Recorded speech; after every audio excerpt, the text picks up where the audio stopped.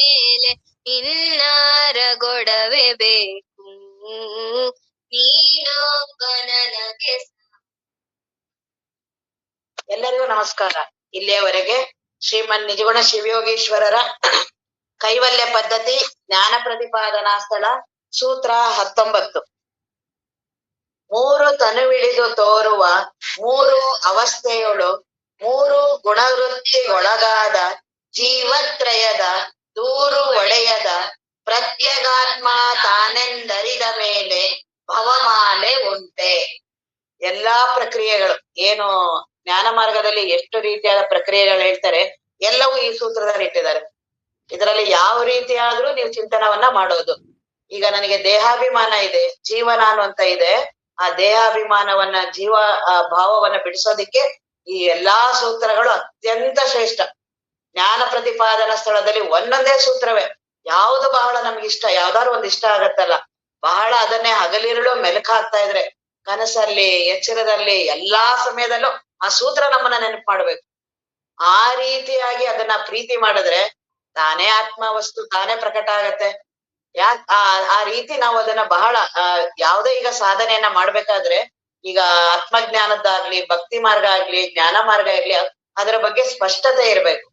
ನನಗೆ ಯಾವ್ದು ಬೇಕಾಗಿದೆ, ನನ್ನ ಅಂತಃಕರಣಕ್ಕೆ ಇದು ಗೊತ್ತಾಗಕ್ಕೆ ತುಂಬಾ ವರ್ಷ ಹಿಡಿಯುತ್ತೆ.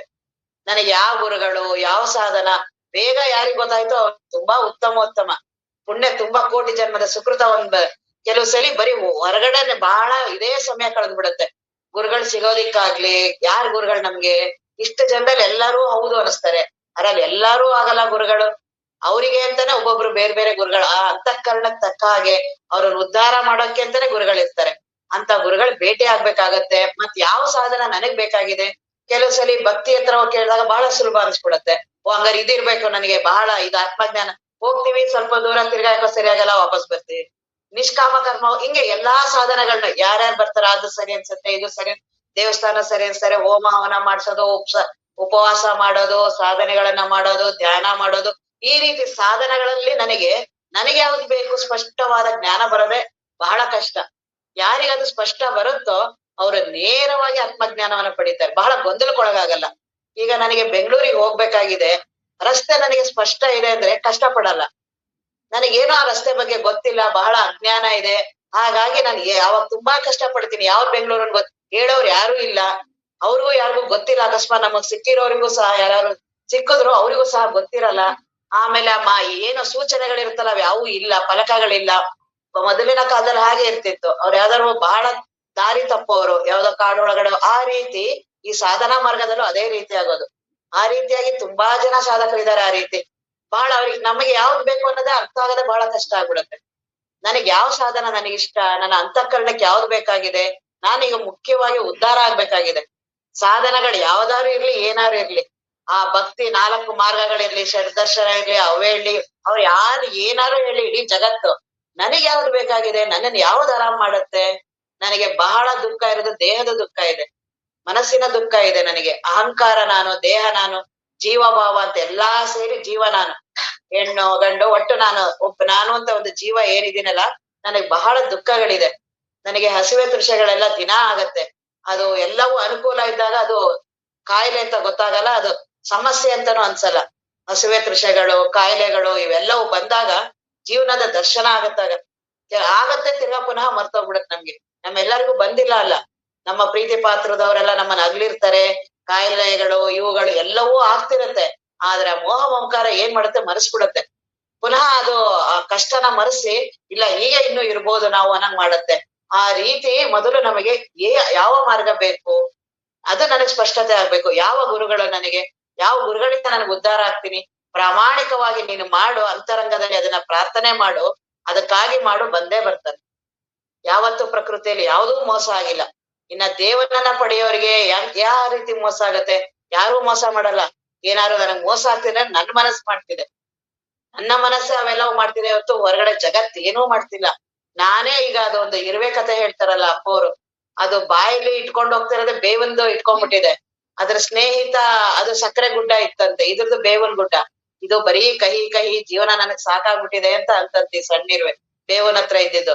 ಅದಕ್ಕೆ ಅದಂತಂತೆ ಬಿಡು, ಹಂಗಾರೆ ಬಾ ನನ್ನ ಹತ್ರ ಬಾ, ಅಲ್ಲಿ ನೋಡು ಎಷ್ಟು ಸವಿ ಸವಿಯಾಗಿದೆ ಎಲ್ಲ ಇದೆ ಬಾ ಅಂತ. ಇದು ಆಯ್ತು ಒಪ್ಪೋತು, ಅದ್ರ ಜೊತೆನೆ ಹೋಗಕ್ ಹೊರಡ್ತು.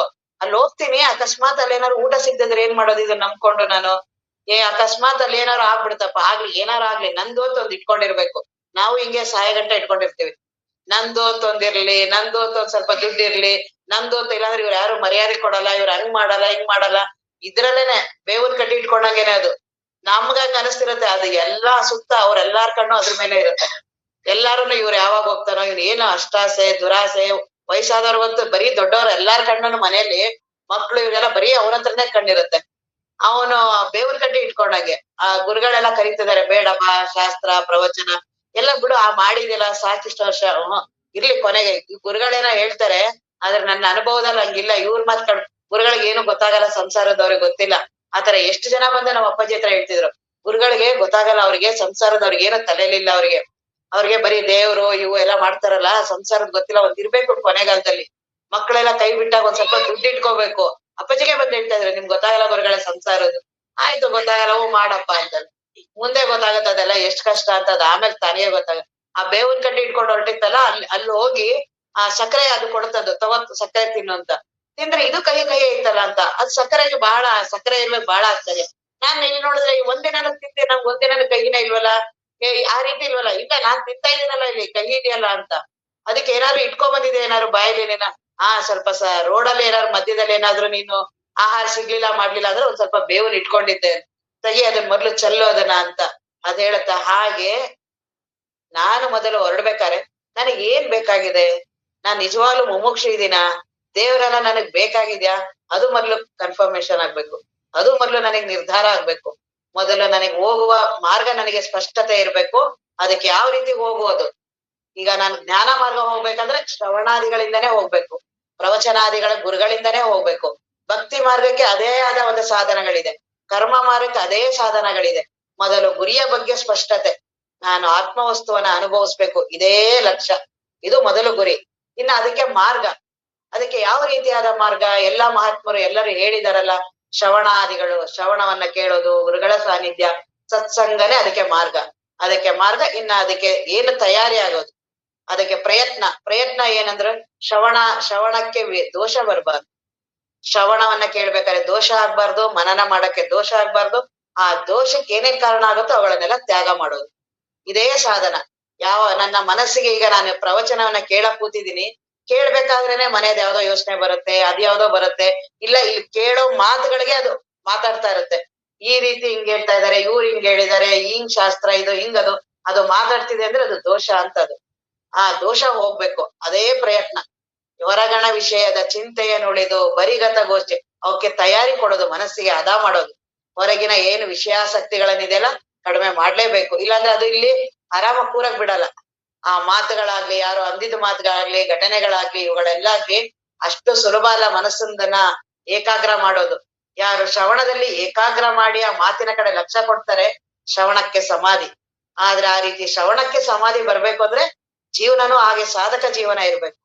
ಮಾಮೂಲಿ ಜಗತ್ತಲ್ಲಿ ಎಲ್ಲಾರು ಮಾಡ್ತಿದಾರಲ್ಲ ಅದೇ ರೀತಿ ಮಾಡಿದ್ರೆ ಅವ್ರಿಗೂ ಇವ್ರಿಗೂ ಏನ್ ವ್ಯತ್ಯಾಸ? ಏನಿಲ್ಲ, ಮನಸ್ಸಲ್ಲಿ ಆ ವಿಷಯಗಳು ನಾವು ನೆನ್ಪು ಮಾಡಲ್ಲ, ಅವು ನಮ್ಮನ್ನ ಆಟ ಆಡಿಸ್ತಾ ಇರತ್ತೆ. ನಾವು ಅದನ್ನ ಹತೋಟಿ ತಗೊಳೋದಲ್ಲ, ಅವು ನಮ್ಮನ್ನ ತಗೊಂಡ್ಬಿಟ್ಟಿದೆ ಆಗ್ಲೇನೆ. ದೇಹ ನನ್ನನ್ನ ತಗೊಂಡಿದೆ ಆಗ್ಲೇನೆ. ದೇಹಕ್ ನೋವಾಗ ನಾನು ಅನ್ಭವಿಸ್ಲೇಬೇಕು, ಬೇರೆ ಪರಿಹಾರವೂ ಅದಕ್ಕಿಲ್ಲ. ಮನಸ್ಸು ತಾನೇ ವಶ ಮಾಡ್ಕೊಂಡ್ಬಿಟ್ಟಿದೆ. ಕಾಮ ಕ್ರೋಧ ಅವುಗಳು ಬರುತ್ತೆ, ನಾನು ಅನ್ಭವಿಸ್ತೀನಿ. ಅದನ್ನ ಸಾಮರ್ಥ್ಯ ಇದ್ದಿದ್ದು ನಮ್ಮ ಅಪ್ಪವ್ರ ಒಬ್ರಿಗೇನೆ. ಸಿದ್ದೇಶ್ವರ ಸ್ವಾಮೀಜಿಯವ್ರ ಹತ್ರ ಅಲ್ಲಮ ಪ್ರಭುಗಳಿಗೆ ಹೇಳ್ತಾರೆ, ಅವ್ರು ಅದನ್ನ ಕುಣಿಸ್ತಿದ್ರು, ಅವುಗಳು ಕುಣಿತಿದ್ದು ಅಂತ. ಹಾಗೆ ನಮ್ಮ ಅಪ್ಪವ್ರಂತವ್ರಿಗೆ ಅಂತವ್ರಿಗೆ ನಮ್ಗೆಲ್ಲ ಅವು ನಮ್ಮನ್ ಕುಣಿಸ್ತೇವೆ, ನಾವ್ ಹಂಗ್ ಕುಣಿತೀವಿ. ಒಳಗಡೆ ಕ್ರೋಧ ಬರುತ್ತೆ, ನಾವು ಕ್ರೋಧ ಆಗ್ತೀವಿ. ಒಳಗಡೆ ಮೋಹ ಬರುತ್ತೆ, ನಾವು ಮೋಹ ಆಗ್ತೀವಿ. ಒಳಗಡೆ ಏನೇನಾಗುತ್ತೋ ಅದ್ ನಾವ್ ಆಗ್ತೀವಿ ಹೊರ್ತು ನಾವ್ ಹೇಳ್ದಂಗ ಆಗೋದಿಲ್ಲ ಅಂತ. ಶ್ರೀಕೃಷ್ಣ ಪರಮಾತ್ಮನ ಸಾನ್ನಿಧ್ಯ ಅರ್ಜುನ ಅವನಿಗೆ ಆಗ್ಲಿಲ್ಲ. ಅವ್ರು ಹೇಳ್ತಾರೆ, ಒಂದ್ ಅರಗಳಿಗೆ ನಿಲ್ಸಕ್ಕಾಗಲ್ಲ ಅಂತ. ಬಹಳ ಶಕ್ತಿವಂತ, ಬಹಳ ಸಾಮರ್ಥ್ಯವಂತ. ಸಮುದ್ರವನ್ನ ಬೇಕಾದ್ರೂ ಕುಡಿತೀನಿ ನಾನು. ಸಮುದ್ರವನ್ನ ಇದು ಭೂಮಿಯನ್ನ ಚಾಪೆ ಮಾಡಿಸ್ದಾಗ ಏನ್ ಬೇಕಾದ್ರೂ ಮಾಡ್ತೀನಿ. ಅರಗಳಿಗೆ ಮನಸ್ಸು ನಿಲ್ಸಕ್ಕಾಗಲ್ವಲ್ಲ ಅಂದಾಗ ಕೃಷ್ಣ ಪರಮಾತ್ಮ ಒಂದೇ ಉಪಾಯ ಹೇಳೋದು, ಆ ಮನಸ್ಸಿಗೆ ಒಂದ್ ಮಾಡ್ಬೋದು ಸಾಧಕ ಆದ್ರೆ. ಸಾಧಕ ಅಂತ ನೀನ್ ದೇವ್ರು ಪಡಿಬೇಕು ಅಂತಿದ್ಯಲ್ಲ, ಇದೇ ಉಪಾಯ. ಅವನ್ ಬಿಡು, ಹಂಗೇನಾಗಲ್ಲ ಬಿಡು ನಿನ್ನಂತವ್ರಗ ಹಿಂಗೇನು ಹೇಳಿಲ್ಲ. ನಿಧಾನವಾಗಿ ಅಭ್ಯಾಸ, ವೈರಾಗ್ಯ, ಇದೆಲ್ಲಾ ಸಾಧಕರಿಗೂ ಬೇಕು, ಎಲ್ಲಾ ಮಾರ್ಗದವ್ರಿಗೂ ಬೇಕು. ಅಭ್ಯಾಸ ಏನು? ಜ್ಞಾನಕ್ಕೆ ಏನೇನು ಬೇಕೋ ಆ ರೀತಿಯಾದ ಚಿಂತನವನ್ನ ಮಾಡೋದು. ಈಗ ನಿಜಗುಣರ ಗ್ರಂಥ ಇಷ್ಟ ಆಗಿದ್ಯಾ, ಶಂಕರಾಚಾರ್ಯರ್ ಇಷ್ಟ ಆಗಿದ್ಯೋ, ಉಪನಿಷತ್ ಇದೆಯಾ, ಯಾವ್ದು ನಿನಗೆ ಇಷ್ಟ ಆಗುತ್ತೋ ಅದರದನ್ನ ಅಧ್ಯಯನ ಮಾಡೋದು. ಅದನ್ನ ಅಭ್ಯಾಸ ಪ್ರತಿದಿನ ಆಗ್ಲೇಬೇಕು. ಪ್ರತಿದಿನ ಹಗಲು ಎರಳು ಮಾಡ್ಲೇಬೇಕು ಅಭ್ಯಾಸ. ವೈರಾಗ್ಯ, ಆ ಅಭ್ಯಾಸ ಮಾಡಕ್ಕೆ ಅಷ್ಟು ಸುಲಭ ಬಿಡಲ್ಲ ಮನಸ್ಸು. ಬೆಳಗ್ಗೆ ಕೇಳ್ಬೇಕಾದ್ರೆ ಈಗ ಮಾಡ್ಬೇಕಾದ್ರೆಲ್ಲ ಇವತ್ತೆಲ್ಲ ಜ್ಞಾನಕ್ಕೆ ಚಿಂತನಕ್ಕೆ ಇಟ್ಬಿಡೋಣ, ಇವತ್ತೆಲ್ಲ ಬರೀ ಅಧ್ಯಯನ ಮಾಡೋಣ, ಮನಸ್ಸಿಗೆ ಹಂಗ್ ಮಾಡೋಣ ಅಂತೆಲ್ಲ ಅನ್ಸುತ್ತೆ. ಮುಗಿತಿದ್ದಂಗೆ ಅಲ್ಲೇ ಪ್ರಾರಂಭ ಆಗೋಗುತ್ತೆ. ಅಲ್ಲಿ ನಮ್ಮ ಒಳಗಡೆ ಇರುವ ಪ್ರಾರಬ್ಧ ವಾಸನೆಗಳು ಹಂಗ್ ಮಾಡಕ್ ಬಿಡೋದಿಲ್ಲ.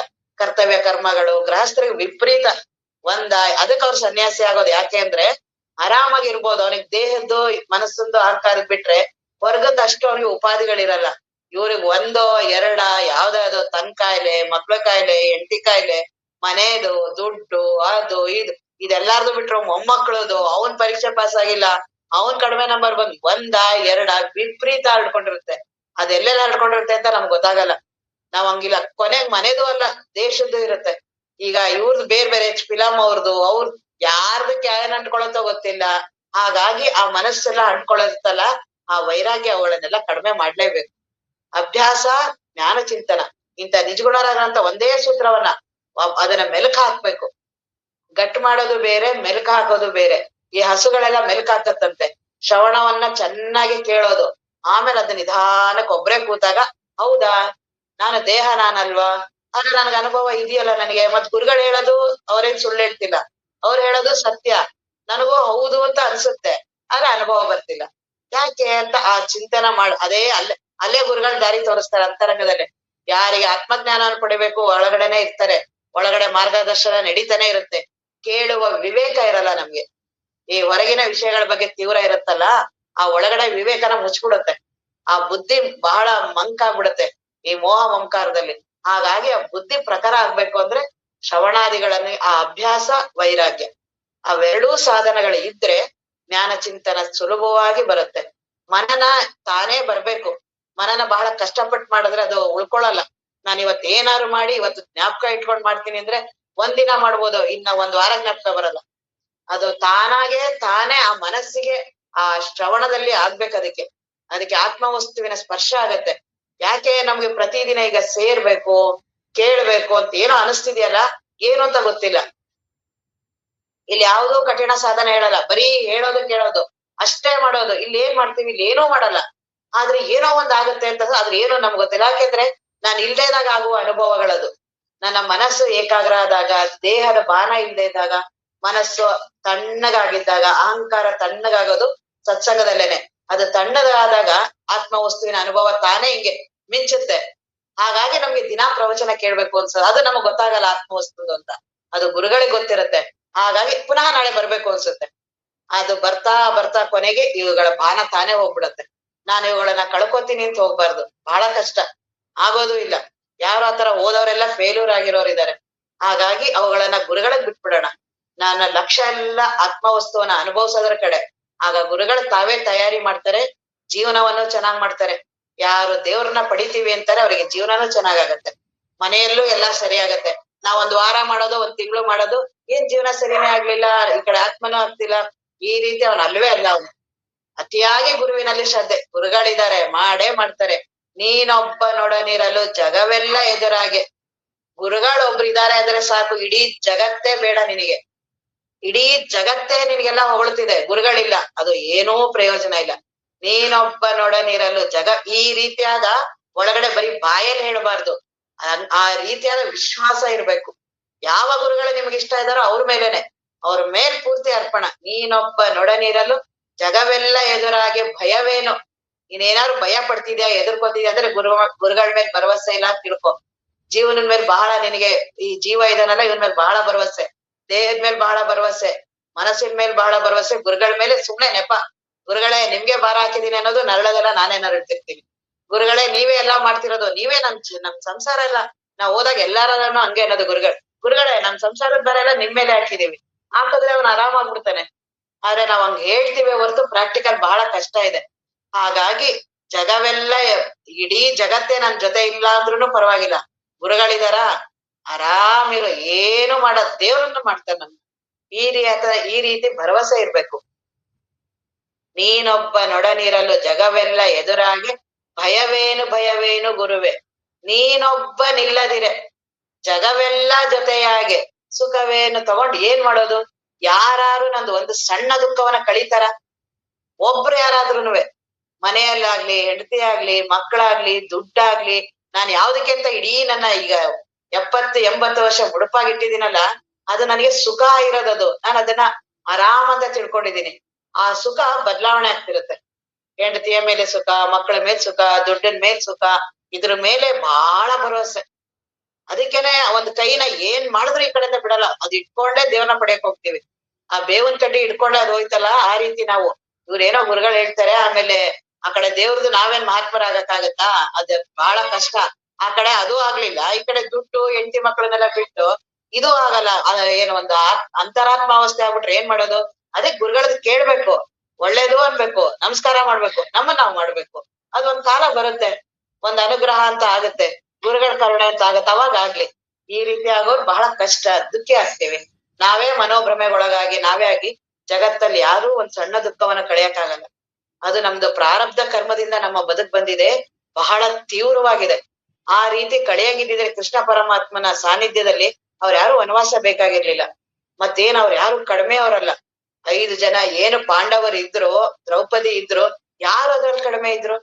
ರಾಜರು, ಅದು ಊಹೆನೂ ಮಾಡಕ್ಕಾಗಲ್ಲ. ಅಂತವ್ರು ಇಡೀ ಬದುಕೆಲ್ಲ ಬರೀ ಕಾಡಲ್ಲೇ ಕಳೆದ್ರು. ಅಜ್ಞಾತವಾಸ ಅಂತೆ, ಆವಾಸ ಅಂತ ಕಾಡಲ್ಲಿ ಕಳೆಯೋದು ಅಂದ್ರೆ ಏನದು? ನಮ್ಗೆ ಊಹೆಗೂ ಬರಕ್ಕಾಗಲ್ಲ. ನಾವ್ ಯಾವ್ದೋ ಒಂದು ಊರು ಹೋಗ್ಬೇಕು ಅಂದ್ರೆ ಎಷ್ಟು ತಯಾರಿ ಮಾಡ್ಕೋತೀವಿ. ಅಲ್ಲಿ ಅಕಸ್ಮಾತ್ ಅಲ್ಲಿ ಏನು ಒಂದ್ ಊಟ ಸರಿ ಆಗ್ಲಿಲ್ಲ, ಒಂದ್ ನಿದ್ರೆ ಸರಿ ಆಗ್ಲಿಲ್ಲ ಅಂದ್ರೆ ನಮ್ ಜೀವನ ಮಾಡಿದ್ವಿ ಅಂತಾನೆ ಅನ್ಸಲ್ಲ. ಅಂತದು ಮಹಾರಾಜರು ಇದ್ದಂತವ್ರವ್ರು ಕಾಡಿಗೆ ಹೋಗಿ ಅಲ್ಲೆಲ್ಲ ಅನುಭವಿಸ್ಬೇಕು.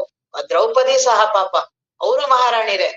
ಅಂತವ್ರು ಕಾಡಲ್ಲಿ ಏನ್ ಭಯಾನಕ ಕಷ್ಟ, ಏನ್ ರಾಕ್ಷಸರ ಕಷ್ಟ, ಪ್ರಾಣಿಗಳು, ಊಟದ್ದು, ಅದನ್ನ ಊಹೆನಾರು ಮಾಡಕ್, ಮಲ್ಗೋದಕ್ಕಾದ್ರೂ ಆಗ್ಲಿ, ಎಲ್ಲಿ ಮಲ್ಗೋದು, ಎಲ್ಲಿ ಎದೊಳೋದು, ಚಳಿ ಮಳೆ, ನಾವೆಲ್ಲಾ ಮನೆ ರೆಡಿ ಇದ್ದು ಎಲ್ಲಾ ಇದ್ದೇ ಬಹಳ ಚಳಿ ಗಾಳಿ ಎಲ್ಲ ತಡೆಯಕ್ಕಾಗಲ್ಲ.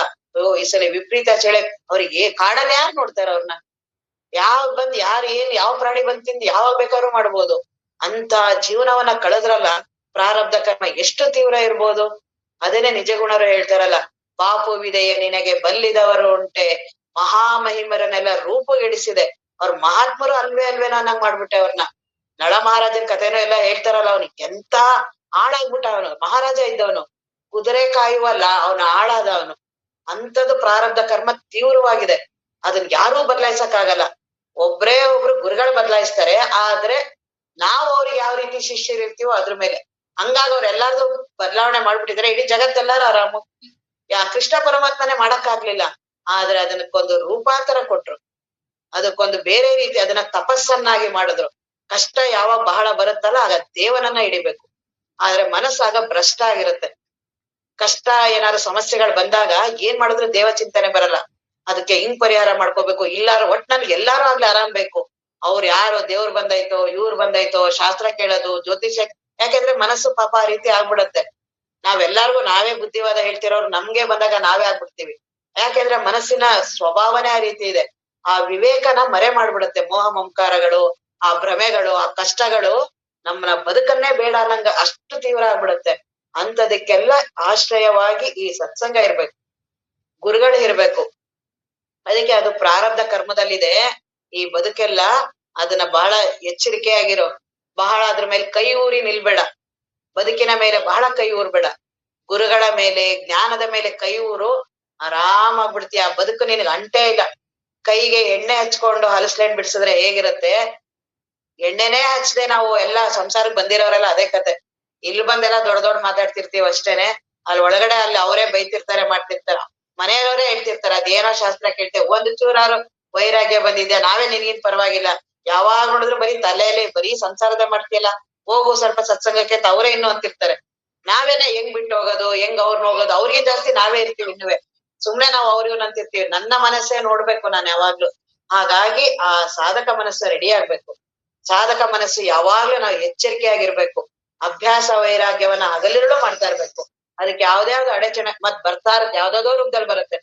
ಅದು ಬಹಳ ಏನು ದೇವ್ರ ರೂಪದಲ್ಲೇ ಬರ್ತಾ ಇರತ್ತೆ.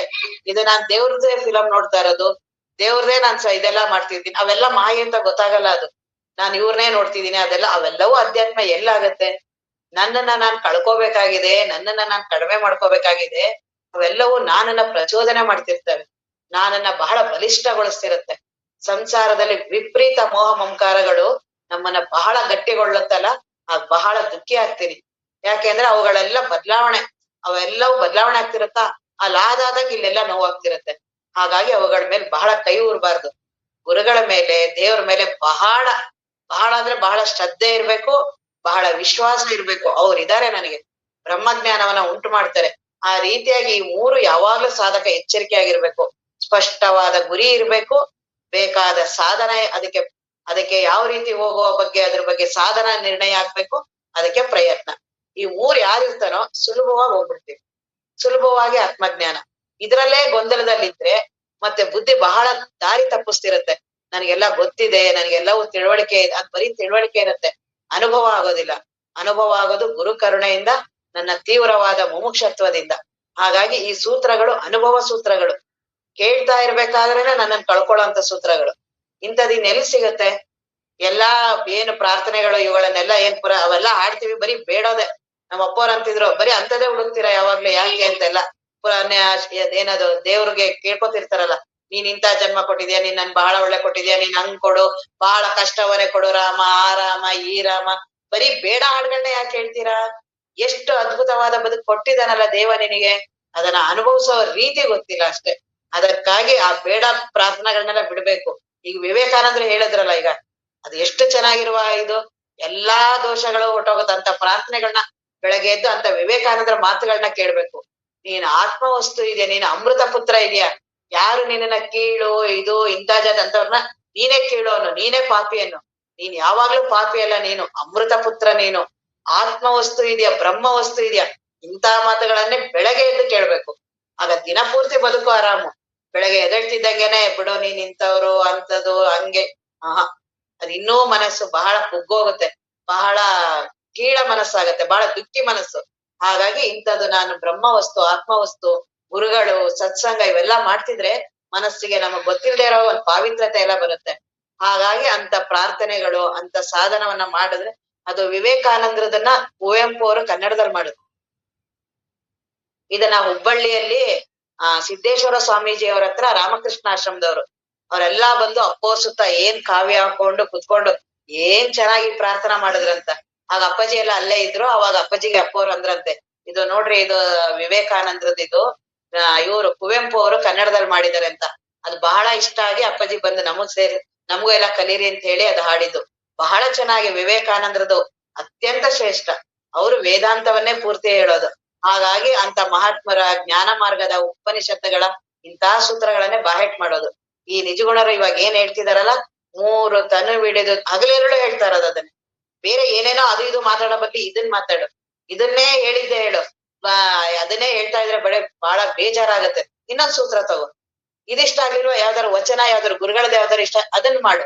ಒಟ್ ಏನಾದ್ರೂ ಈ ತರದನ್ನ ಮಾಡು. ಅದನ್ ಬಿಟ್ಟು ದಿನಾ ನೀನು ಹುಟ್ಟದಾಗಿಂದ ಹಿಡಿದು 80 ವರ್ಷದವರೆಗೂ ಅದೇ ಮಾತೇ ಮಾತಾಡೋದು. ಏನ್ ಹೆಂಡತಿ ಹತ್ರ ಹೊಸ ಮಾತು ಮಾತಾಡ್ತೀವ, ಗಂಡನ ಹತ್ರ ಹೊಸ ಮಾತು ಮಾತಾಡ್ತೀವ, ಮಕ್ಕಳ ಹತ್ರ ಹೊಸ ಮಾತು, ಮತ್ ಟಿವಿ ನೋಡೋದ್ರಲ್ಲೂ ಅದೇ ಮಾತುಗಳೇ. ನಮ್ಮ ಅಪ್ಪವ್ರು ಅವರೆಲ್ಲ ಅಂತಿದ್ರು, ಬೇಜಾರ ಆಗಲ್ವಾ ಅಂತ. ಅಪ್ಪವ್ರು ಯಾರು ಹೇಳಿದ್ರು, ನೀವು ಬೇಜಾರ ಅದೇ ಮನುಷ್ಯರನ್ನೇ ನೋಡ್ತೀರಾ ದಿನ, 80 ವರ್ಷದವರೆಗೂ ಅದೇ ಹೆಂಡತಿ ಮುಖ, ಅದೇ ಮಕ್ಕಳ ಮುಖ, ಅದೇ ಮನೆ. ಮತ್ ಟಿವಿ ಹಾಕ್ತಿರಲ್ಲ, ಅಲ್ಲೂ ಜನರನ್ನೇ ನೋಡೋದು. ಬರೀ ಜನರು ಬರೀ ಮೋಹ ಮುಂಕಾರದ ಮಾತು, ಅವುಗಳು ಬೇಜಾರ ಆಗಲ್ವ ನಿಮ್ಗೆ ಅಂತ.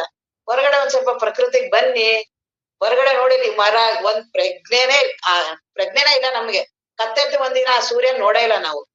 ಸೂರ್ಯ ಬಂದ ಹೋದ, ಜಗತ್ತಲ್ಲಿ ಎಷ್ಟು ಕಾರ್ಯಗಳು ನಡೀತಿದೆ, ಮರ ಗಿಡಿ ಪಕ್ಷಗಳು ಹೂವಗಳು ಏನಾದ್ರು ಪ್ರಜ್ಞೆ? ಹಕ್ಕಿ ಪಕ್ಷಿಗಳೆಲ್ಲ ಎಷ್ಟು ಸುಂದರವಾಗಿ, ಏನೂ ಪ್ರಜ್ಞೆ ಇಲ್ಲ. ಬೆಳಗ್ಗೆ ಎದ್ದ ತಕ್ಷಣ ಪ್ರಾರಂಭ. ನನ್ನ ಹೆಂಡತಿ ನೆನ್ನೆ ಹಿಂಗಂದಿದ್ರು, ನಮ್ಮ ಮಕ್ಳು ಹಿಂಗಂದಿದ್ರು, ಹಿಂಗ್ ತಿಂಡಿ ಮಾಡ್ಬೇಕು, ಅವ್ರನ್ ಕಳಿಸ್ಬೇಕು, ದುಡ್ಡು ಹಿಂಗ್ ಆಗ್ಬೇಕು, ಇದನ್ ಮಾಡ್ಬೇಕು. ಅದು ರೋಗಿಷ್ಠ ಮನಸ್ಸಾಗದೆ ಇನ್ನೇನಾಗತ್ತೆ? ಹಾಗಾಗಿ ಈ ರೀತಿಯಾಗಿ ಅವುಗಳಿಗೆಲ್ಲ ಈ ಸತ್ಸಂಗದಿಂದ ಅದಕ್ಕೆ ಬಹಳ ಚೈತನ್ಯ ಬರುತ್ತೆ. ಹಾಗಾಗಿ ಈ ಸತ್ಸಂಗವನ್ನ ಮಾಡೋದು, ಆ ಸತ್ಸಂಗವನ್ನ ಕೇಳ್ಬೇಕಾದ್ರೆ ನಿಸ್ಸಂಗ ಆಗ್ಬೇಕು. ನಾನೇ ವೈಯಕ್ತಿಕವಾಗಿ ಮಾಡ್ಕೋತೀನಿ ಅಂದ್ರೆ ಬಹಳ ಕಷ್ಟ ಆಗೋದಿಲ್ಲ. ಅದು ನಂದೇ ಏನೋ ಇನ್ನೊಂದ್ ಸತ್ಸಂಗ ಮಾಡ್ಬಿಡುತ್ತೆ ಒಳಗಡೆ ಅದು. ಹಾಗಾಗಿ ನಿಜವಾಗ್ಲೂ ಸತ್ಸಂಗದ ನಿಸ್ಸಂಗ ಆಗ್ಬೇಕು. ದೇಹದ ಬಾನ ನನಗ್ ಬರ್ದೇ ಇರೋ ಹಾಗಾಗ್ಬೇಕು. ನಾನ್ ಕೂತಿದೀನಿ, ಕೇಳ್ತಾ ಇದೀನಿ, ಶಬ್ದ ನನಗ್ ಕೇಳಿಸ್ಬಾರ್ದು, ಹಂಗಂತ ನಿದ್ರೆಗೆ ಹೋಗ್ಬಿಡ್ಬಾರ್ದು. ನಿದ್ರೆಗೆ ಹೋದ್ರು ಕೇಳ್ಸಲ್ಲ, ಮಂಕಾಗಿದ್ರು ಕೇಳ್ಸಲ್ಲ.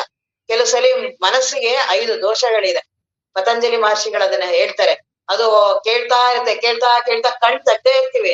ನಾವೇನೋ ಬಹಳ ಅಪ್ಪೋರ್ ಅದನ್ನೇ ಅಂತಿದ್ರು, ನೀವು ಗುರುಗಳೇ ನೀವ್ ಪ್ರವಚನ ಮಾಡ್ತಿರ್ತೀರಾ, ಅವರೆಲ್ಲ ಬಹಳ ಚೆನ್ನಾಗಿ ಏಕಾಗ್ರವಾಗಿ ಕೇಳ್ತಿದಾರೆ ಅನ್ಕೊಂಡಿರ್ತೀರಾ, ಅವ್ರ ಮನಸ್ಸು ಅದೆಲ್ಲೋ ಹೋಗಿರುತ್ತೆ. ಕೆಲವ್ರು ಕಣ್ ತಕೊಂಡೇ ನಿದ್ದೆ ಮಾಡ್ತಾರಂತೆ.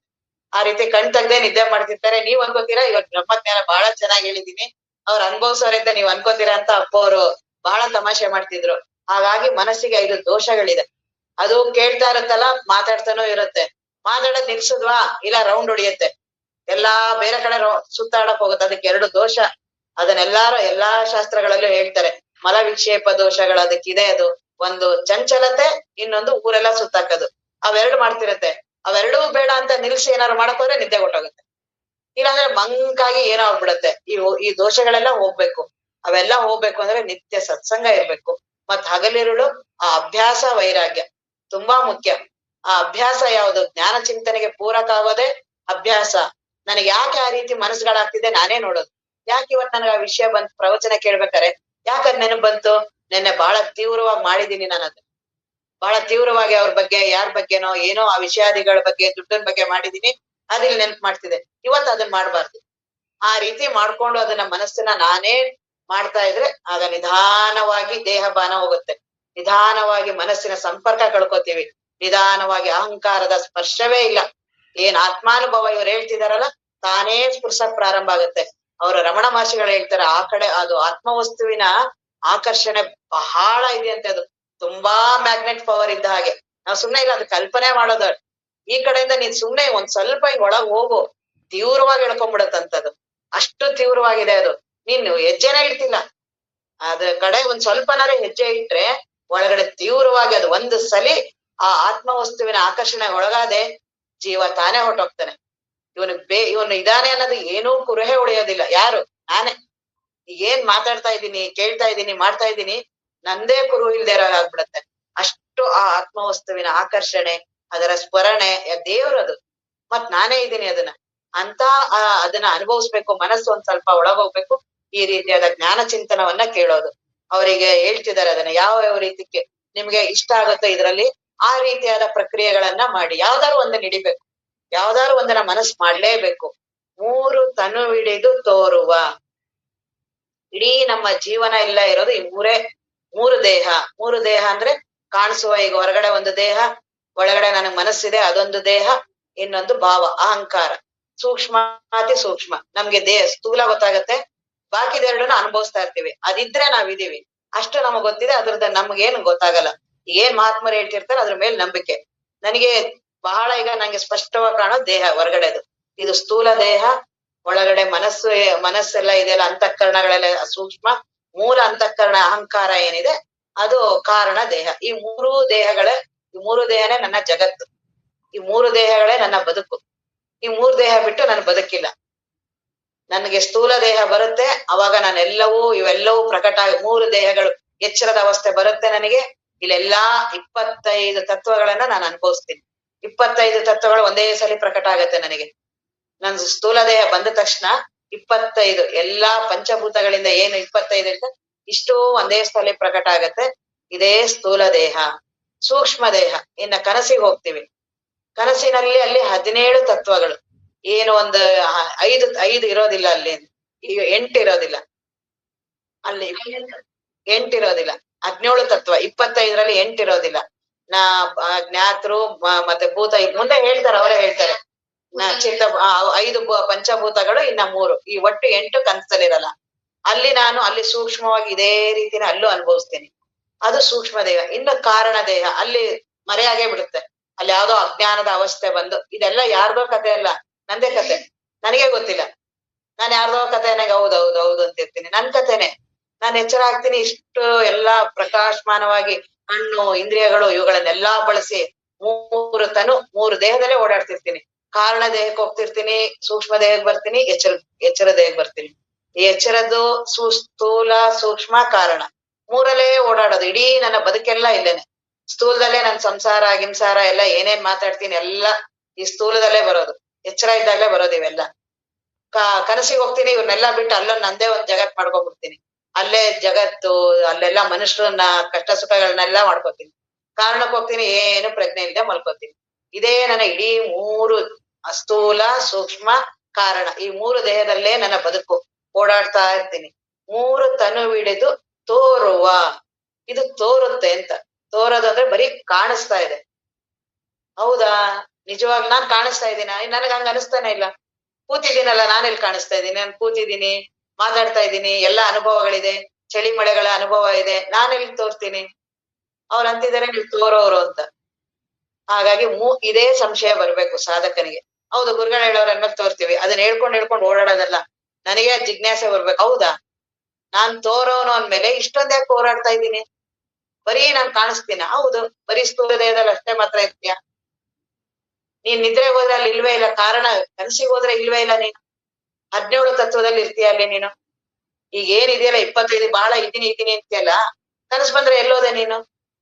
ಎಚ್ಚರದವನ್ ಎಲ್ಲೋದ ಇವನು? ಇಲ್ವೇ ಇಲ್ಲ, ಅಡ್ರೆಸ್ ಇಲ್ಲ. ಸ್ಥೂಲ ದೇಹದ ಏನೂ ಅನುಭವ ಇಲ್ಲ. ಇಲ್ಲಿ ಏನ್ ಆ ಪಂಚೀಕರಣ ಅಷ್ಟೊಂದು ಹೇಳ್ತೀವಿ. ಅಲ್ಲಿಂದ ಇದ್ ತಗೊಂಡು, ಇಲ್ಲಿಂದ ತಗೊಂಡೆ, ಇದ್ ತಗೊಂಡೆ, ಆಕಾಶ, ಭೂತ, ಅಗ್ನಿ, ವಾಯು, ವರ್ಣ ಎಲ್ಲಾ ಹೇಳ್ತೀವಿ. ಕನಸಿಗೆ ಹೋದ್ರೆ ಇಲ್ವೇ ಇಲ್ಲ. ಈ ಪಂಚಮಹಾಭೂತಗಳೇ ಇಲ್ಲ. ಕಾಲ ಇಲ್ಲ, ದೇಶ ಇಲ್ಲ, ನನ್ ಹೆಣ್ಣನ್ನೋರಿಲ್ಲ, ಗಂಡನ್ನೋರಿಲ್ಲ, ಇಂಥ ಮನೆಯವರು, ಇಂಥ ಹೆಂಡತಿ, ಇಂಥ ಮಕ್ಕಳು, ಬಡವ, ಜಾತಿ, ಗೀತಿ ಏನೂ ಇಲ್ಲ. ಕಾರಣ ಅಲ್ಲಿ ಕನಸಿಗೆ ಹೊಟ್ಟೆ ಹೋಗ್ಬಿಡ್ತೀನಿ. ಕನಸಿಗೆ ಹೋಗಿ ಅಲ್ಲಿ ಇದೇ ರೀತಿನೇ ದೇಹ ಸೃಷ್ಟಿ ಮಾಡ್ಕೋತೀನಿ. ಅಲ್ಯಾರು ಬರ್ತಾರೆ? ಅಲ್ಲೇನ್ ದೇವ್ರು ಬರ್ತಾರ?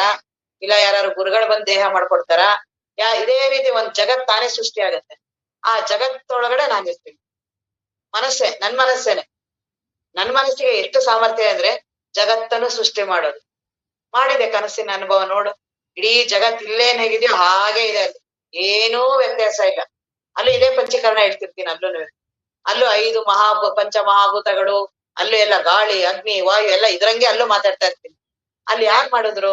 ಸೂಕ್ಷ್ಮ ಶರೀರದಲ್ಲಿ ನನ್ ಮನಸ್ಸೇನೆ ಒಂದ್ ಜಗತ್ ಮಾಡಿ, ಅದ್ರೊಳಗಡೆ ನನ್ನನ್ನ ಮಾಡಿ, ತಿರ್ಗಾ ಅಲ್ಲೆಲ್ಲಾ ಜನಗಳನ್ನ ಮಾಡಿ, ಅಲ್ಲೂ ಎಲ್ಲ ಬಸ್ಸು, ಕಾರು, ಮನೆ, ಇನೆ, ಜಾತಿ, ಕಾಲ, ದೇಶ ಎಲ್ಲ ಇಲ್ಲೇನಿದೆ ಹಂಗೇನೆ, ಏನು ಒಂದ್ ಸ್ವಲ್ಪನೂ ವ್ಯತ್ಯಾಸ ಇಲ್ಲ. ಅಲ್ಲಿ ಹೋಗಿ ಇನ್ನೊಂದು ಹಂಗಾರೆ ಕಾಣಿಸ್ತಾ ಇದೆ. ಅದು ಯಾವಾಗ್ಲೂ ಇರುತ್ತಾ? ಸ್ವಲ್ಪ ಹೊತ್ತಿರುತ್ತೆ. ನಿದ್ರೆಗೆ ಹೊಟ್ಟೋಗಿ ಪ್ರಜ್ಞೆ ಇಲ್ದಿರ ಹೊಟ್ಟೋಗ್ತೀವಿ. ಸೂಕ್ಷ್ಮ ಸ್ಥೂಲ ದೇಹಕ್ಕೆ ಬರುತ್ತೆ, ಅಲ್ಲೆಲ್ಲಾ ಕಾರ್ಯಗಳನ್ನ ಮಾಡೋದು. ಸೂಕ್ಷ್ಮ ಶರೀರಕ್ಕೆ ಹೋಗಿ ಅಲ್ಲೆಲ್ಲಾ ತಾನೇ ಭಾವಿಸ್ಕೊಂಡು ಅಲ್ಲೆಲ್ಲಾ ಮನಸ್ಸು ಸೃಷ್ಟಿ ಮಾಡುತ್ತೆ. ಕಾರಣಕ್ಕೆ ಹೋಗಿ ಪ್ರಜ್ಞೆ ತಕ್ಕೋಗುತ್ತೆ. ಈ 3ನು ಬರೀ ಮನಸ್ಸೇ ತಯಾರಿ ಮಾಡ್ತಾ ಇರೋದು. ಮನಸ್ಸೇ ಇವುಗಳೆಲ್ಲಾ ಮಾಡ್ತಾ ಇರೋದು. ಮನಸ್ಸೇ ತಾನೇ ತಯಾರು ಮಾಡ್ಕೊಂಡು, ಹೆಂಗೆ ಕನಸಿನಲ್ಲಿ ಮಾಡ್ಕೊಂಡಿದ್ಯೋ ಹಂಗೆ ಇಲ್ಲೂ ಮನಸ್ಸೇ ಮಾಡಿದೆ. ಮನೋಮಯ ಜಗತ್ತು. ಪತಂಜಲಿ ಮಹರ್ಷಿಗಳು ಮನಸ್ ಬಿಟ್ಟು ಏನು ಇಲ್ಲ. ಮನಸ್ ಬಿಟ್ಟು ಬೇರೆ ತೋರ್ಸು. ಮನಸ್ ಬಿಟ್ಟು ದೇಹ ಇದೆಯಾ? ನೀನ್ ಏನಾದ್ರು ಮಾತಾಡ್ಬೇಕಂದ್ರೆ ಮನಸ್ ಬರ್ಬೇಕು. ನೀನ್ ಏನಾದ್ರು ವಿಚಾರ ಮಾಡ್ತೀನಿ ಅಂದ್ರೆ ಮನಸ್ ಬರ್ಬೇಕು. ನೀನೊಂದ್ ಏನ್ ಸೃಷ್ಟಿಯಾಗಿದೆ? ಮನಸ್ಸದ್ದೇ. ನಿನಗೆ ದೇಹದ ಅನುಭವ ಬರ್ಬೇಕಾ? ಮನಸ್ಸಿರ್ಬೇಕು. ನಿನಗೆ ಮನಸ್ಸಿಲ್ಲ ನಿದ್ರೆಯಲ್ಲಿ, ದೇಹದ ಅನುಭವ ಇಲ್ಲ. ನಿದ್ರೆಯಲ್ಲಿ ನನಗೆ ಏನೂ ಇಲ್ಲ, ಯಾವುದ್ರದ ಅನುಭವನೂ ಇಲ್ಲ. ನನಗೆ ಮನಸ್ಸು ಎದೊಳ್ತು, ಎಲ್ಲದರ ಅನುಭವ ಬಂತು. ಪ್ರಪಂಚ, ಜಗತ್ತು, ಮನೆ ಎಲ್ಲದರ ಅನುಭವ ಬಂತು. ನಿದ್ರೆಗೆ ಹೋದೆ, ಏನೂ ಅನುಭವ ಇಲ್ಲ. ಹಾಗಾದ್ರೆ ಮನಸ್ಸೇ ಇವೆಲ್ಲ ಮಾಡ್ತಿದೆ. ತಾನೇ ಮನಸ್ಸು ಎಚ್ಚರದಲ್ಲಿ ಸ್ಥೂಲದಲ್ಲಿ ಬರುತ್ತೆ, ಇಲ್ಲೆಲ್ಲಾ ಮಾಡ್ಕೊಳತ್ತೆ. ಕನಸಿಗೆ ಹೋಗಿ ಅಲ್ಲೆಲ್ಲ ಒಂದ್ ರೀತಿ ಮಾಡುತ್ತೆ. ನಿದ್ರೆಗೆ ಹೋಗಿ ಪ್ರಜ್ಞೆ ಇಲ್ಲದೆ ಮಲಗುತ್ತೆ. 3ರಲ್ಲೂ ಎಲ್ಲೋ ಒಂದ್ ಕಡೆ ನೆಟ್ಟಿಗಿಲ್ಲ ಅದು. ನಾನು ಈ ಮನಸ್ಸು ಎಚ್ಚರಿಗೆ ಬಂದ ತಕ್ಷಣ ಎಚ್ಚರ ಸತ್ಯ ಅನ್ಕೋತೀನಿ. ಅಲ್ಲೆಲ್ಲ ಬಹಳ ಅಭಿಮಾನ ಮಾಡಿ ಮಾಡ್ತೀನಿ. ಕನಸಿಗೆ ಹೋಗಿ ಅಲ್ಲೂ ಸತ್ಯ ಅನ್ಕೊಂಡು ಅಲ್ಲಿ ಮಾಡ್ತೀನಿ. ನಿದ್ರೆಗೆ ಹೋಗಿ ಪ್ರಜ್ಞೆ ಇಲ್ಲದೆ ಹೋಗ್ತೀನಿ. ಹಿಂಗೆ ಓಡಾಡ್ತಾನೆ ಇರೋದು. ಹಿಂಗೆ 70-80 ವರ್ಷ ಸುಮ್ನೆ ಓಡಾಡೋದು ಅದ್ರೊಳಗಡೆ. ಅದ್ರಲ್ಲಿ ಬರೀ ಸುಖ ದುಃಖಗಳನ್ನ, ಹೆಂಗೆ ಆ ಜೀವ ಪಕ್ಷಿ, ಸಾಕ್ಷಿ ಪಕ್ಷಿ ಇದೆಯಲ್ಲ ಆ ರೀತಿ ಬರೀ ತೋರ್ತಾ ಇದೆ. ಇದು ಸತ್ಯವಾಗಿದ್ದಿದ್ರೆ ಯಾವಾಗ್ಲೂ ಇರ್ಬೇಕಾಗಿತ್ತು. 3ರಲ್ಲೂ ಎಚ್ಚರದಲ್ಲೂ ಅದೇ ದೇಹ ಏನ್ ಅನುಭವ ಇತ್ತು, ಕನಸಲ್ಲೂ ಅದೇ ಅನುಭವ ಇರ್ಬೇಕಿತ್ತು, ನಿದ್ರೆಯಲ್ಲೂ ಅದೇ ಇರ್ಬೇಕಿತ್ತು. ಆದ್ರೆ ಬದಲಾವಣೆ ಆಗತ್ತೆ. ಎಷ್ಟು ಎಚ್ಚರ, ಎಷ್ಟು ಕನಸು, ಎಷ್ಟು ನಿದ್ರೆಗಳನ್ನ ಇಡೀ ಜೀವಮಾನ ಅನುಭವಿಸಿಲ್ಲ. ಅದೇ ಜೀವನ. ಇಡೀ ನನ್ನ ಬದುಕು ಅಂದ್ರೆ ಮನಸ್ಸು ಎದ್ದಾಗ ನಾನು ಎದ್ದಿರ್ತೀನಿ, ಮನಸ್ಸು ಕನಸಿಗೆ ಹೋದ್ರೆ ಅದ್ ಅನುಭವಿಸ್ತೀನಿ, ನಿದ್ರೆ. ಈ ಬಿಟ್ಟು ನನ್ ಬದುಕು ಏನೋ ಇಲ್ವೇ ಇಲ್ಲ. ಅದ್ರಲ್ಲಿ ಸುಮ್ನೆ ನಾನೇ ಹೋಗಿ ನಾನೇ ಅವುಗಳಲ್ಲೆಲ್ಲ ಪ್ರವೇಶ ಮಾಡಿ ಆ ತೋರೋ ಇದ್ರಲ್ಲೆಲ್ಲ ನಾನೇ ಮನಸ್ಸು ಭಾವಿಸಿರೋದ್ರಲ್ಲೆಲ್ಲ ಹೋಗ್ತಿದ್ದೀನಿ. ನಾನು ಸಾಕ್ಷಿ ಪಕ್ಷಿ ಇದ್ದೀನಿ, ನಾನ್ ಸಾಕ್ಷಿ ಇದ್ದೀನಿ. ಅದನ್ನ ಇಲ್ಲಿ ಹೇಳ್ತಿದ್ದಾರೆ. 3 ತನುವಿಡಿದು ತೋರುವ, ಈ 3 ದೇಹಗಳು ತೋರುತ್ತೆ, ಬರೀ ಕಾಣಿಸ್ತಾ ಇದೆ. 3 ಅವಸ್ಥೆಗಳು, ಈ ಮೂರು ದೇಹ ಏನಿದೆಯಲ್ಲ ಮೂರು ಅವಸ್ಥೆಯಲ್ಲಿ ಮಾತ್ರ ಇದೆ. ಎಚ್ಚರದ ಅವಸ್ಥೆಯಲ್ಲಿ ಮಾತ್ರ ಇದೆ, ಕನಸಿನ ಅವಸ್ಥೆ, ನಿದ್ರೆಯ ಅವಸ್ಥೆ. ಇದೇ ನನ್ನ ಜೀವನ. ಎಚ್ಚರ ಆಗ್ತೀನಿ, ಕನಸಿಗೆ ಹೋಗ್ತೀನಿ, ನಿದ್ರೆ ಮಾಡ್ತೀನಿ.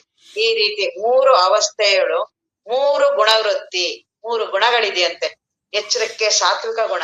ಈಗ ಬಹಳ ನಾನು ಎಚ್ಚರವಾಗಿದ್ದೀನಿ ಅನ್ಸುತ್ತಲ್ಲ, ನನಗೀಗ ಬುದ್ಧಿ ಬಹಳ ಪ್ರಖರವಾಗಿದೆ, ಬಹಳ ನನಗೆ ಎಚ್ಚರವಾಗಿ ಎಲ್ಲಾ ಇಂದ್ರಿಯಗಳನ್ನ, ಜಗತ್ತನ್ನ ಎಲ್ಲವನ್ನು ಸ್ಪಷ್ಟವಾಗಿ ಅರಿತೀನಿ.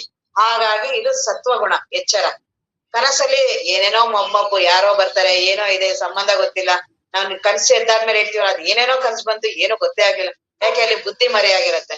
ಬರೀ 18 ತತ್ವಗಳಿದೆಯಲ್ಲ, ಅದು ರಜೋಗುಣ. ಅರ್ಧಂಬರ್ಧ ಪ್ರಜ್ಞೆ, ಅದು ರಜೋಗುಣ. ನಿದ್ರೆ ಏನು ಪ್ರಜ್ಞೆ ಇಲ್ಲ, ಅದು ತಮೋಗುಣ. ಈ ರೀತಿ ಮೂರು ಗುಣಗಳಲ್ಲೇ ಓಡಾಡ್ತಾ ಇರ್ತೀವಿ. ಸತ್ವಗುಣ ಮಾಡ್ತೀವಿ, ರಜೋಗುಣ ಮಾಡ್ತೀವಿ, ತಮೋಗುಣಕ್ಕೆ ಹೋಗ್ತೀವಿ. ಸತ್ವಗುಣದಲ್ಲಿ ಬಹಳ ಪ್ರಜ್ಞೆ ಇರಂಗಿಲ್ಲ, ಎಲ್ಲಾ ಓಡಾಡ್ತೀನಿ. ರಜೋಗುಣದಲ್ಲಿ ಏನೇನೋ ಅರ್ಬರ್ಧ, ಅಲ್ಲೂ ಕಷ್ಟ ಸುಖ ಎಲ್ಲ ಅನುಭವಿಸ್ತೀನಿ. ನಿದ್ರೆ ಬರ್ತೀನಿ, ನಿದ್ರೆಗೆ ಹೋಗ್ತೀನಿ, ಪ್ರಜ್ಞೆ ಇಲ್ಲದೆ ಮಲ್ಕೋತೀನಿ. ಒಟ್ಟು ಈ ಮೂರೂ ಗುಣಗಳಲ್ಲೇ ಓಡಾಡ್ತಾ ಇರ್ತೀನಿ. ಮೂರು ಗುಣವೃತ್ತಿಗೊಳಗಾದ ಜೀವತ್ರಯ. ಈ ಮೂರು, ಇವ್ರಿಗೆಲ್ಲ ಒಂದೊಂದು ಹೆಸರುಗಳು ಕೊಡ್ತಿದಾರಷ್ಟೇ. ಈಗ ಎಚ್ಚರ, ಕನಸು, ನಿದ್ರೆ ಇದೊಂದು ಹೆಸರು. ಮತ್ತೆ ಮೂರು ಸತ್ವ, ರಜ, ಗುಣ, ಇದು ಮೂರು.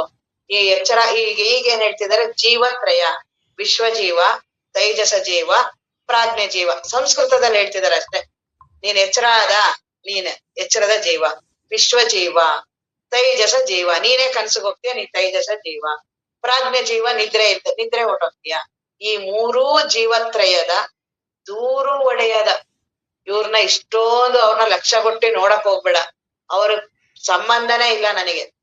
ದೂರು ಒಡೆಯದ ಪ್ರತ್ಯಗಾತ್ಮ ನಾನು, ಇದು ಹಿಡಿಬೇಕು. ಇದು ಅತ್ಯಂತ ಶ್ರೇಷ್ಠ. ಪ್ರತ್ಯಗಾತ್ಮ ನಾನು, ದೂರು ಒಡೆಯದ, ಅವುಗಳ ಸ್ಪರ್ಶವೇ ಇದ್ದಿರಂತ ಪ್ರತ್ಯಗಾತ್ಮ ತಾನೆಂದರಿದ ಮೇಲೆ ಭವಮಾಲೆ ಉಂಟೆ. ಇನ್ನೆಲ್ಲ ಹುಟ್ಟು ಸಾವುಗಳು ಎಲ್ಲವೂ ಈ ಮೂರು ಜೀವನಿಗೆ. ಮೂರು ಅವಸ್ಥೆ ಅನುಭವಿಸೋನವನೇ, ಮೂರು ಮನಸ್ಸು ಅನುಭವಿಸೋನವನೇ, ಮೂರು ಗುಣಗಳ ಅನುಭವಿಸೋನವನೇ. ಎಲ್ಲವೂ ಅವನು. ಅದು ನಾನಲ್ಲ, ನನಗ್ ಸ್ಪರ್ಶನೇ ಇಲ್ಲ. ಅಂತಹ ಅನುಭವ ನನಗ್ ಬಂದ್ರೆ ನಾನಾಗ್ತಿಲ್ಲ, ಹುಟ್ಟು ಸಾವುಗಳು ಆಗ್ತೀನಿ. ಹುಟ್ಟು ಸಾವುಗಳಿಗೆಲ್ಲ ಈ ಎಚ್ಚರದವನು, ಈ ಜೀವ ಅಂತ ಅನ್ಕೊಂಡಿರೋನು. ನನಗಿದ್ ಯಾವುದರ ಸಂಪರ್ಕವೂ ಇಲ್ಲ. ಮೂರು ತನುವಿಡೆದು ತೋರುವ ಸ್ಥೂಲ, ಸೂಕ್ಷ್ಮ, ಕಾರಣ.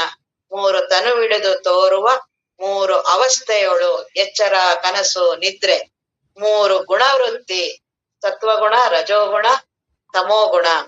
ಜೀವತ್ರಯದ ವಿಶ್ವಜೀವ, ತೈಜಸ ಜೀವ, ಪ್ರಾಜ್ಞೆ ಜೀವ. ಜೀವತ್ರಯದ ದೂರು ಒಡೆಯದ. ಇವ್ರನ್ನ ಬಹಳ ವರ್ಣನೆ ಮಾಡಕ್ ಹೋಗ್ಬಾರ್ದು. ಇಲ್ದೇ ಇರೋರ್ನ ಕುತ್ಕೊಂಡು ಅವ್ರನ್ನೇನ್ ವರ್ಣನೆ ಮಾಡೋದು? ಅವ್ರನ್ನ ಎಷ್ಟು ಅವ್ರ ಬಗ್ಗೆ ಮಾಡ್ತಿರ್ತೀವೋ ಅಷ್ಟು ಅದ್ರೊಳಗಡೆ ಸಿಗಾಕೋತೀವಿ. ದೂರು ಒಡೆಯದ, ಈ ಮುಂದಿಂದನ ಮಾಡ್ಬೇಕು. ದೂರು ಒಡೆಯದ ಪ್ರತ್ಯಗಾತ್ಮ ನಾನು, ಇದು ಅವ್ರು ಹೇಳ್ಬೇಕಾಗಿದೆ. ನಿನಗೆ ಬಹಳ ಇದ್ರಲ್ಲಿ ಇದೆಯಲ್ಲ, ಅದಕ್ಕೆ ಅವ್ರು ಸುಮ್ನೆ ಈ ರೀತಿ ವರ್ಣನೆ ಮಾಡ್ತಿದ್ದಾರೆ. ಮತ್ ತೋರದದು ಅಂತ ಹೇಳಿದಾರೆ, ಅದನ್ನ ತಿಳ್ಕೋಬೇಕು. ಅದು ತೋರ್ತಾ ಇರೋದನ್ನ ಬಹಳ ವಿಚಾರ ಮಾಡಬಾರ್ದು. ಅದನ್ನ ಬಿಸಾಡೋ, ಅದು ಹೊಟ್ಟದು ಕಸ, ಇಡೀ ಜೀವನೇ ಕಸ. ಅವನ್ ಬಗ್ಗೆ ಬಹಳ ವಿಚಾರ ಮಾಡ್ಬೇಡ. ಇವನ್ ಹೆಂಗಾದ, ಹಂಗಾದ, ಹಿಂಗಾದ. ಎಷ್ಟು ಅವನ ಬಗ್ಗೆ ಮಾತಾಡ್ತಿರ್ತೀಯೋ ಅವನಾಗೆ ಇರ್ತೀಯ. ಎಷ್ಟು ದಿನ ಅದ್ರ ಕೈ ಬಿಡ್ತೀಯ, ಆತ್ಮವಸ್ತು ಆಗ್ತೀಯ. ಪ್ರತ್ಯೇಗಾತ್ಮ ಅವಸ್ಥೆ ನೀನ್ ಇರೋದೇ ಅದು. ಆ ರೀತಿ ನಿನ್ನ ಅನುಭವ ಬಂದ್ರೆ ಭವಮಾಲೆ ಉಂಟೆ. ಇನ್ನ ಮುಂದಿನ ಸೂತ್ರವನ್ನ ನಾಳೆ ನೋಡ್ಕೊಂಡು ಹೋಗೋಣ.